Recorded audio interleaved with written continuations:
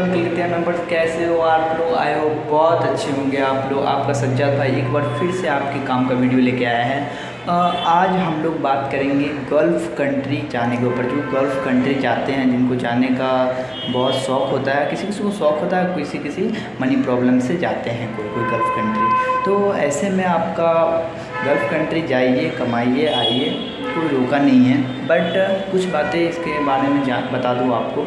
Gulf country जाने के लिए फ़र्स्ट तो आपका एज होना चाहिए 22 से 40 के बीच आपका एज होना चाहिए। और उसके बाद जो होता है आपका पासपोर्ट होना चाहिए। आप जिस चीज़ में जाना चाहते हो उसका एक्सपीरियंस होना चाहिए। आपका फर्स्ट और सेकेंड डोज लगा ही होना चाहिए, नहीं तो आप नहीं जा सकोगे। अभी तो बूस्टर डोज का भी आ गया, तो बूस्टर डोज भी आप लगवा लीजिए। सो फाइनली गाइस, आप लोग को हम बता दें, अगर आप गल्फ़ जाना चाहते हैं उसके लिए फ़र्स्ट ऑफ आपको करना ये होगा कि कोलकाता, दिल्ली, मुंबई, आपको कहीं से भी ऑफ़िस मिल जाएगा। सबसे पहले आपको डिमांड लेटर कहीं से कलेक्ट करना है। डिमांड लेटर आपको मिल जाएगा, जिसमें आपको सैलरी, टाइम से लेके सब कुछ लिखा रहेगा कि आपको इतना सैलरी दिया जाता है, या फिर इतना। आप जब तक डिमांड लेटर नहीं पढ़ते हैं तब तक आप कहीं इंटरव्यू के लिए ना जाएँ। ये सजेस्ट कर रहा हूँ मैं आपसे। डिमांड लेटर आप पढ़ लेते हैं, उसके बाद आपको इंटरव्यू के लिए मतलब बुलाया जाएगा। तो उसके लिए आपको सबसे पहले कैरी करना है अपना फ़ोटो, एक जो पासपोर्ट साइज़ होना चाहिए, एक फ़ोटो कैरी करना होगा। आप फॉर्मल में रहेंगे। आपका फर्स्ट सेकेंड डोज होना चाहिए, जो अभी बूस्टर भी कंपलसरी हो गया है, तो बूस्टर भी आपका होना चाहिए कंपलसरी।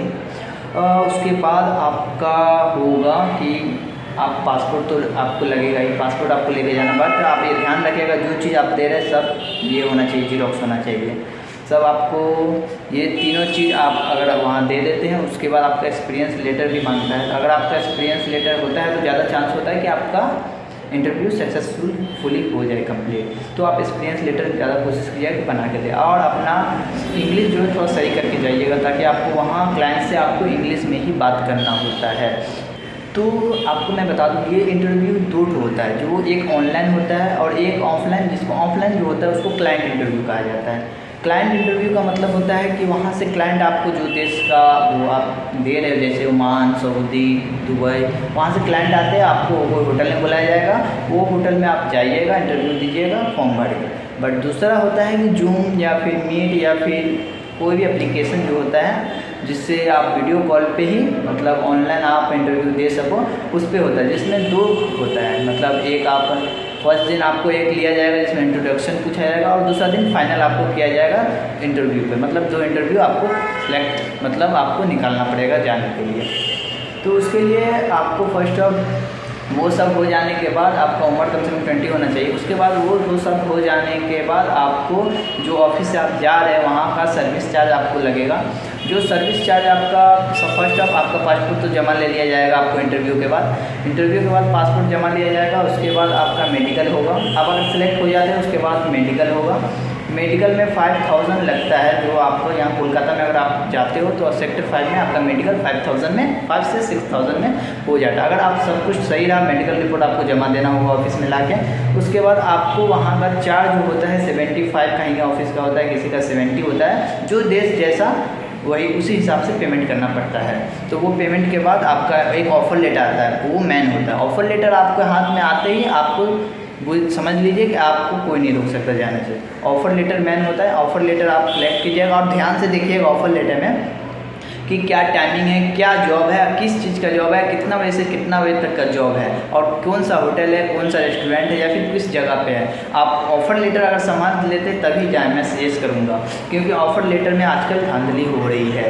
तो उस हिसाब से अगर आप जाते हैं बहरीन, कुवैत, उस हिसाब से आप ऑफ़र लेटर अच्छे से देख लें, और वहाँ का आप जिस चीज़ में जाना चाहते हैं उसका अच्छा से आपको नॉलेज होना चाहिए। मैं आशा करता हूँ कि मेरे इस वीडियो से आपको कुछ समझ में आएगा ज़रूर, और जिनको इस चीज़ के बारे में नहीं पता है वो भी कुछ ना कुछ ज़रूर सीखेंगे इस वीडियो से। तो आगे चलते हैं, आप देखते हैं कि होटल में कैसे आप जाएंगे और कैसे एंट्री करेंगे, कहाँ बैठना होता है। उसके बाद आपको फॉर्म भरना होता है। फॉर्म भरने के बाद इंटरव्यू के लिए आपको बुलाया जाएगा।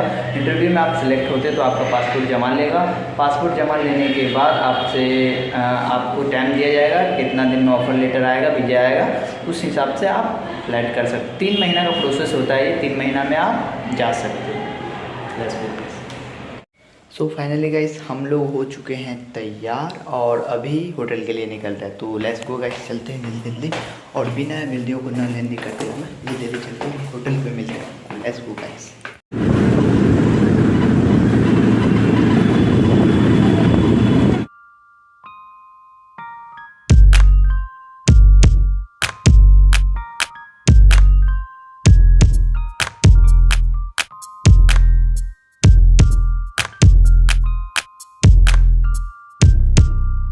फाइनली गाइस हम लोग पहुंच चुके हैं होटल एक्मी के पास और अभी हम लोग जाएंगे अंदर और आपको प्रोसेस पूरा बताएंगे क्या होता है अंदर में।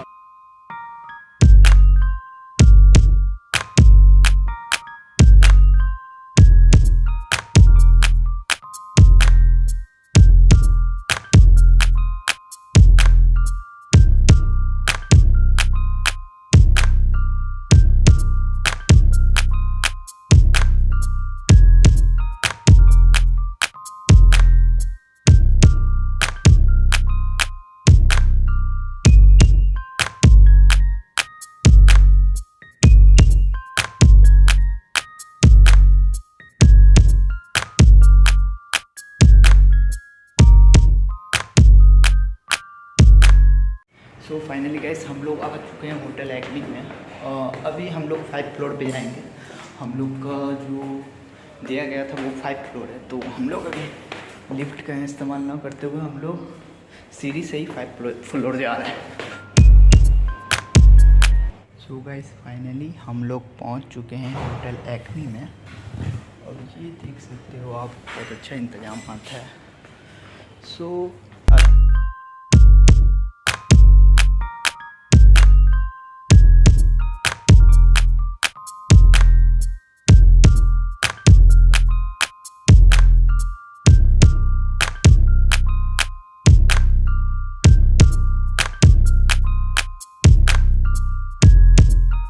सो गाइस यहाँ पे जितने कंटेस्टेंट आएंगे सबको यहीं बैठाया जाएगा। काफ़ी अच्छा इंतज़ाम किया गया है।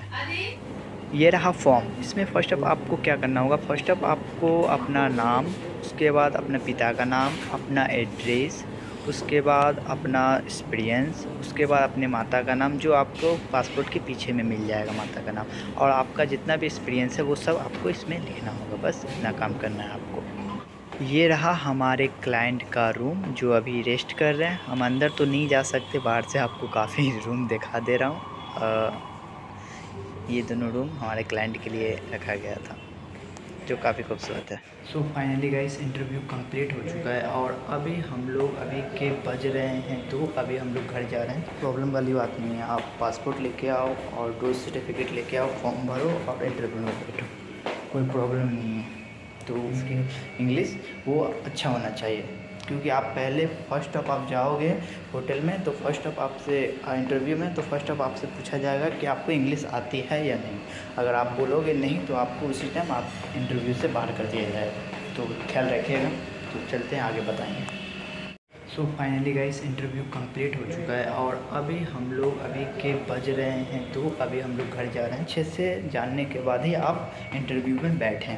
और इसके लिए आपको हम बता दें, आपका इंग्लिश स्किल जो होता है, स्पोकिंग स्किल इंग्लिश, वो अच्छा होना चाहिए।